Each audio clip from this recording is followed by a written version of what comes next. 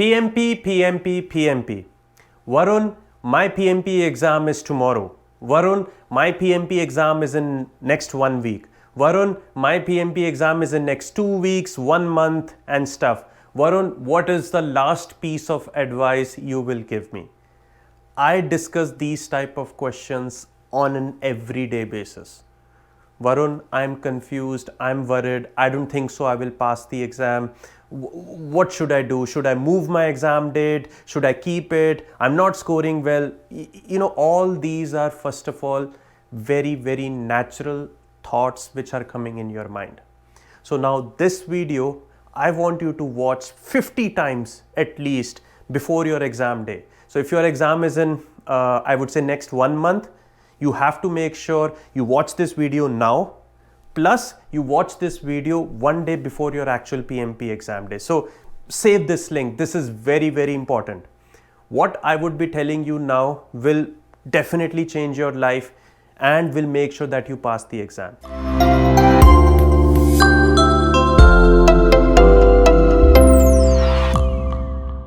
So we all know PMP exam is for 230 minutes where we have to solve 180 questions.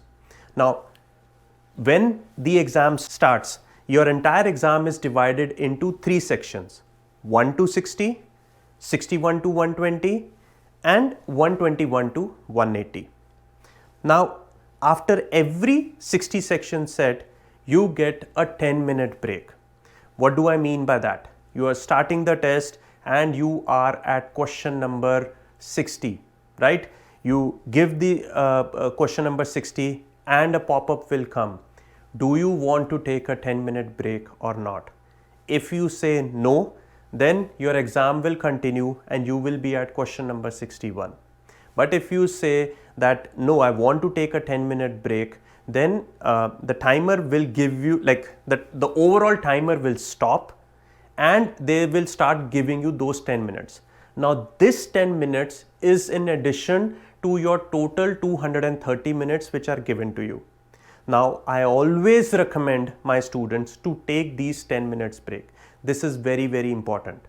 When you are at that question number 60, you will be given a chance to review all the questions from 1 to 60. Like you can go back and review it. It's very hard. But after the 10-minute break, once you come back, you will not be allowed to go to your questions from 1 to 60. Irrespective of whether you took that 10-minute break or you did not take that 10-minute break. When you are starting at question number 61, you will not be allowed to go from questions 1 to 60. Same logic will happen when you are at question number 120 also. After that question number 120, same thing will appear, and once you move on, come back from the break, you will not be allowed to review questions from 61 to 120. That's how your exam is structured. And when we start the test, the timer will immediately start. Like, of course, they will ask you to read some instructions and stuff, but when you click start, the exam will start. If you are giving from home or if you are giving from center, the only difference in that is at home you will be using a whiteboard. In center, you will get a white piece of paper, like as many as you want, and you can scribble on it, write it if you want to. Now, when the exam is starting, these are very natural thoughts which will come in your mind, which is, I don't know what's going on. I never discussed this. I have never read this. I'm taking too much time on this topic. My timer is going on and I don't know anything. I'm gonna fail. This is very, very natural. Please don't get into that panic mode. Once again, I repeat, please don't get into that panic mode because it's very, very important for you to stay calm. Though, one thing I want to tell you is that when the exam is starting, pick up the speed right from question number 1. I repeat, pick up the speed right from question number 1 because I don't want you to rush through things in the very end. Because if you are slow, and in the beginning we are typically slow because it takes some time to our mind and body to start getting used to it. So you will probably end up spending more time in the beginning. Now this is how you have to divide your entire 230 minutes. 80, 80, 70. I repeat, 80 minutes, first 60 questions, next 60 questions, 80 minutes, last 60 questions, 70 minutes. What do I mean by that? I want you that you are timing yourself right from question number 1 and making sure that 1 to 60 questions you are finishing it in 80 minutes. If by any chance you're not able to complete 60 questions in 80 minutes, it's absolutely fine. Once again, don't get panic. It may take 90 minutes also, but make sure that it is not taking more than 90 minutes, because that should be a red flag for you. Then in 61 to 120, same 80 minutes logic. If you spend 90 in the first one, then the second set has to be 70 minutes. And the last set, I've given you 70 minutes. Why? Because you have already get that momentum. You are reading the questions fast. So you will probably end up spending less time in doing the question. What very important point in this particular section is that you have to wear your PMI hat. I keep on saying the same thing again and again. It's very important to wear that PMI hat.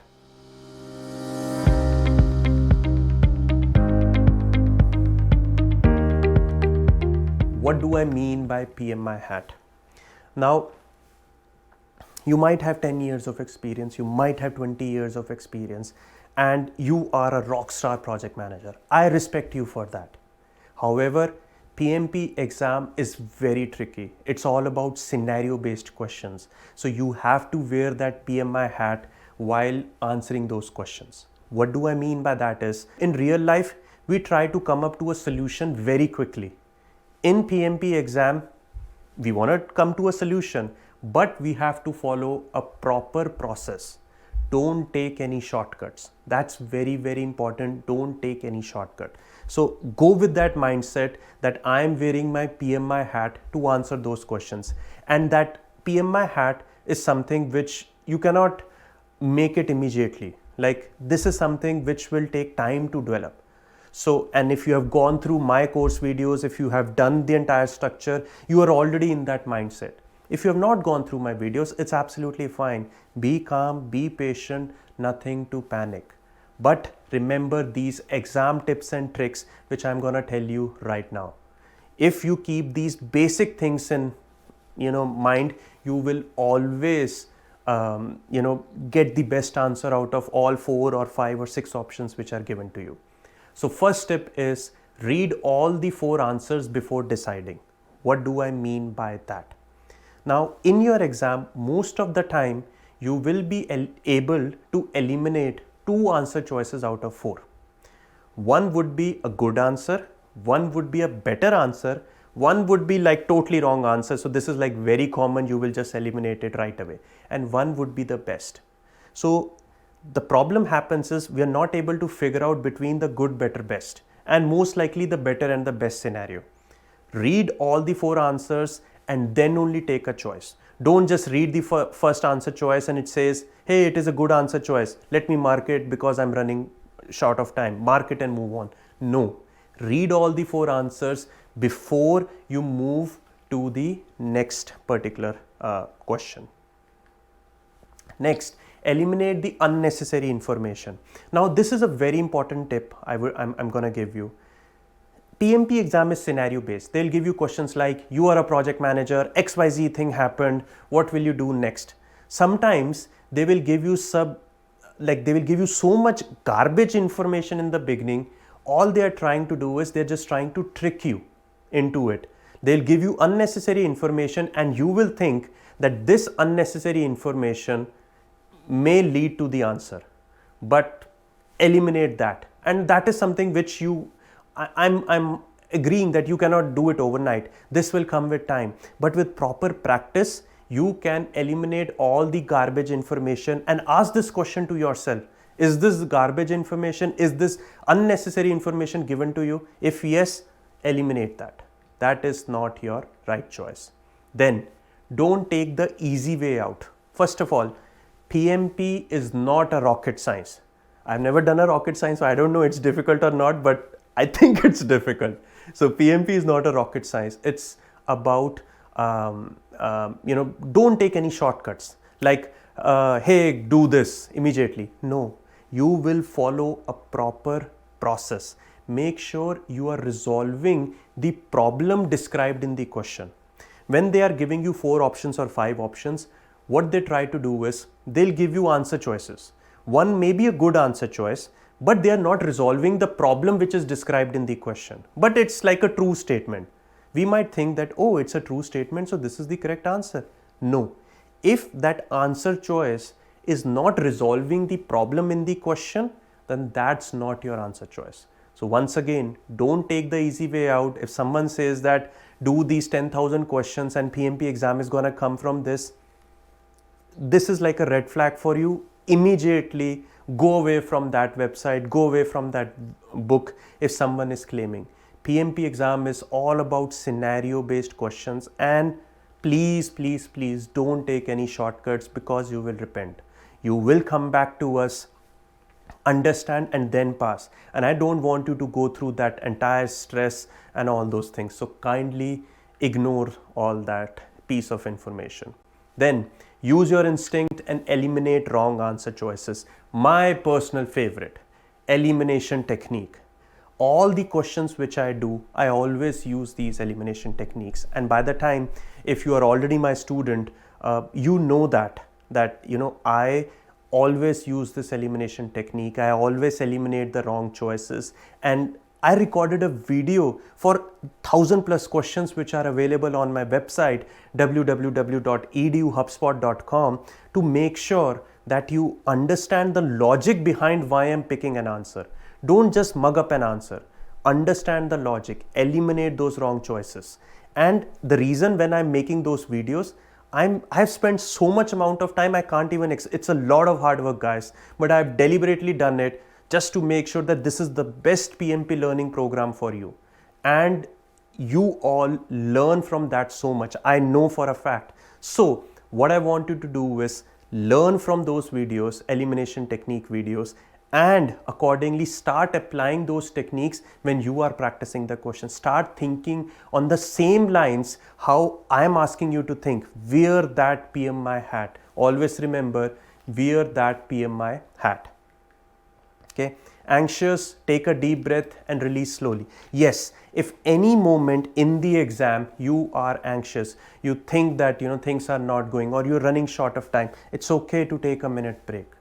Make sure that relax. It's okay. It's not the end of the world. I know for a fact that you have done 10,000 things more difficult than this in your life. You may be a father, you may be a mother, you have a girlfriend, you have a boyfriend, family. I know, guys, professional work, it's so many things. Like, look at me. I mean, I juggle with so many things, and I'm pretty sure that I've done more important, I won't say important, like PMP has changed my life, but I can definitely say that I've done more difficult things in my life than clearing this exam. So this is not an end of the world.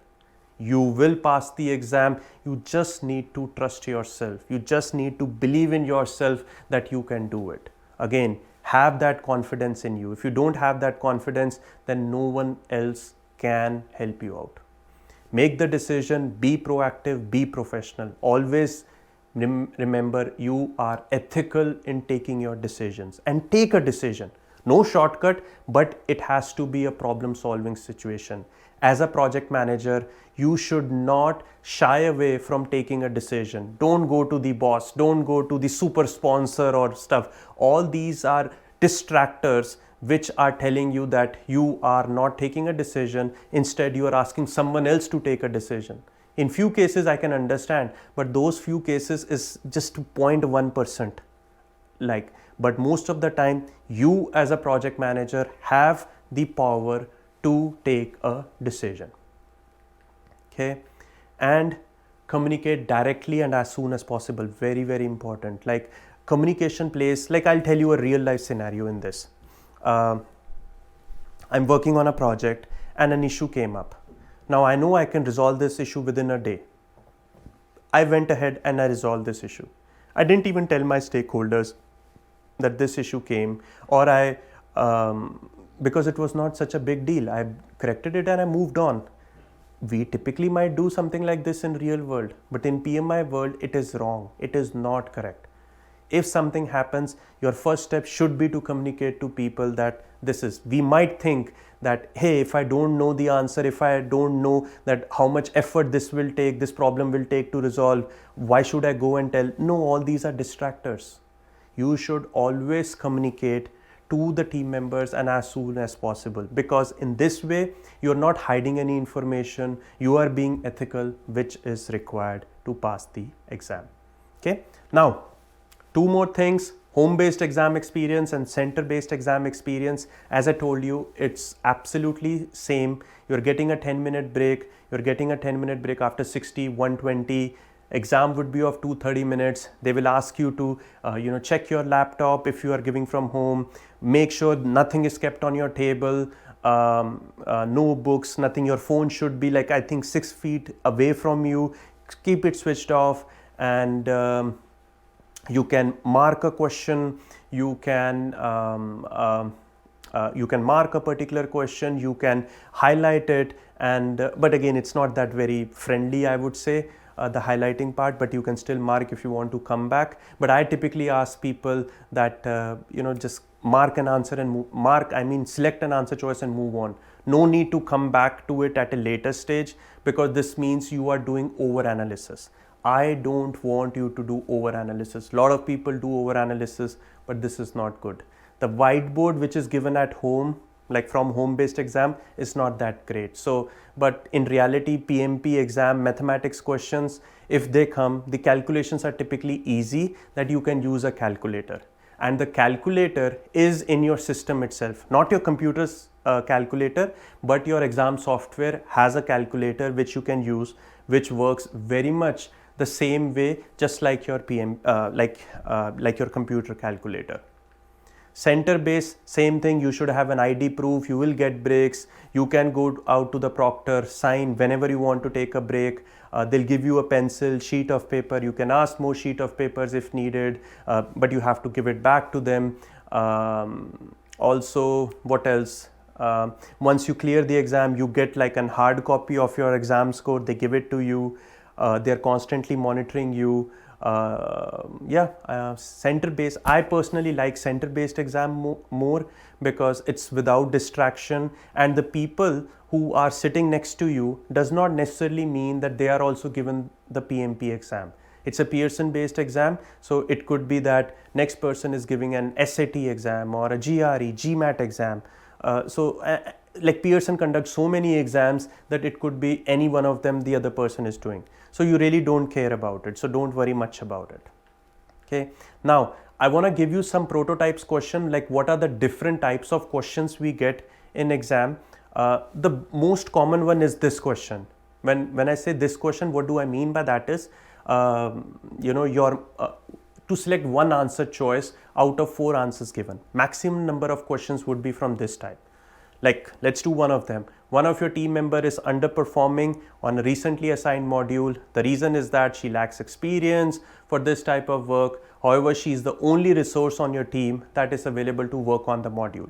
What is the best solution to the problem? Very good question, because they're gonna ask you like a scenario, what to do. You have to put yourself in those shoes to select. A, consult your senior manager. Eliminate. Why? Shying away from the responsibility. Not good. Hire a new resource. This extreme choice. Eliminate. You never, at a first step, you'd never take a extreme choice. Hiring a new resource is an extreme choice. Done. C, provide a training. Good choice, I would say.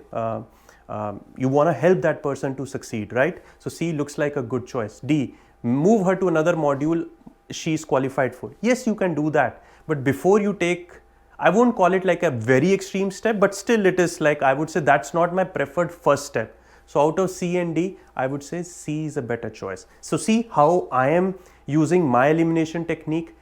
This is how you have to take it as well. This is how you have to learn. Okay. But the most common question is to select 4 answer choices. One answer choice out of the 4 answer choices. Okay. Next. Ria has recently become a Scrum Master in her organization, which is trying to shift to Agile. Previously, she had been a project manager using a waterfall model. She is struggling to understand the agile mindset and imparting that mindset to the team. What two choices among the following choices do not demonstrate an agile mindset? Okay, so the second type of question is where they are asking you to select two answer choices. So this is the next set of question which you may get. Now, over here which you see, it's like 4 options are given, but you could get 5 options also, 6 options also, where you have to select 2 or 3 choices. Typically it is still 2. This is an important question from this perspective that you have to select 2. And secondly, this is a not question. They are not asking you to demonstrate the agile mindset. Instead, they are asking you to do not demonstrate. So it's a not question. So from that perspective, let's read. Use daily Scrum to answer the 3 questions and ensure all are updating their status to her. Use daily Scrum to answer the 3 questions. That's absolutely correct. In daily Scrum, you do that particular part. You discuss the 3 questions, what you did yesterday, what you are doing today, any risk or issues. So that's correct. But read the second statement and ensure all are updating their status to her. Daily stand-up is not a status meeting. Like understanding that someone is giving a status to Ria, a new project manager or a scrum master. Nah, that's wrong. So A was correct from the first statement, but was incorrect from the second statement standpoint. So that's wrong. So definitely I know A is the answer. B, ensure the team is protected from all the distractions and no one from outside the team bothers them with queries about project progress. That's exactly the role of a Scrum Master is. Scrum Master should prevent the team from outside distractions, and so that's exactly Agile mindset, not a bad choice. C, be a servant leader and ensure that all obstacles are removed from the team paths. That's exactly what a servant leader, what a Scrum Master as a servant leader does. He or she is responsible to make sure that all the obstacles are removed. So C is definitely a correct statement. So this means it's not the right answer because we are talking about not demonstrate agile mindset. D, ensure that the product owner doesn't bring scope changes and tightly control the changes to ensure team is not. No, agile is all about changes. If product owner wants a change, you should accept, embrace the change. So D is definitely a wrong statement, which means that it does not demonstrate an agile mindset. So out of all 4 choices, I would say A and D are the correct choices. Okay, so this is our second type of question where we have to select multiple answer choices. Then we have third, which is drag and drop. So in this video, I cannot just show you drag and drop. Of course, if I would have done some editing, I could have done it, or I will ask my editorial team to do it. So basically, they just try to, where you see the processes, where you see the process group. Again, you will not get a similar question. This no longer, your PMP exam is not about process or process group. I'm just trying to show you what drag and drop is. On my website www.eduhubspot.com, I have added many drag and drop questions. So on the left hand side, you have to drag it and drop it in front of the particular answer choice you think is correct. So this is the third type of questions which you might get in your PMP exam. Fourth is hotspot questions. They'll give you like in a figure and they will ask you to click on a figure to select where the project is behind schedule or where the project is ahead of schedule. Option A, B, C, D would be on a figure and you will have to move along with the figure to select the correct answer choice. So that's also something which you will do. This is an important question which you see on the screen, but I really don't want to explain the burn up, the complete concept in this video because this video is not about that. For that, I have already covered in the Agile section. Last type of question which you will see in the exam is a fill in the blank question. They'll give you a question like this and there would be a fill in the blank. So same logic, just like your first type, which is out of all 4, which is correct, and you have to determine which is the. So that's your fourth type of question you will see in the exam. Okay. Now, you did a great job. Once again, if your exam is tomorrow, first of all, good luck for the exam. Believe in yourself. You are a rock star. You will do great. Again, believe in yourself. My blessings, if that means something to you, are with you. And I am damn sure you will kill this exam because you have worked so hard and you have achieved much more difficult things in life. I know I'm writing it on a blank piece of paper. I know this video is probably will be watched by thousands of people, and I might not know you, but I know you have done 1,000+ things, more difficult things in life than just clearing this exam. Have that belief in yourself. If you don't have that belief, then I can't help you, or anyone else, any mentor cannot help you. So have that belief in yourself, and together we will rock. We will get this 3-letter word after your name. Ah, mera bachcha. Ah. Hi. So many things here, right? You want that? You want to do recording with Papa? You want that? Take it. It's all yours.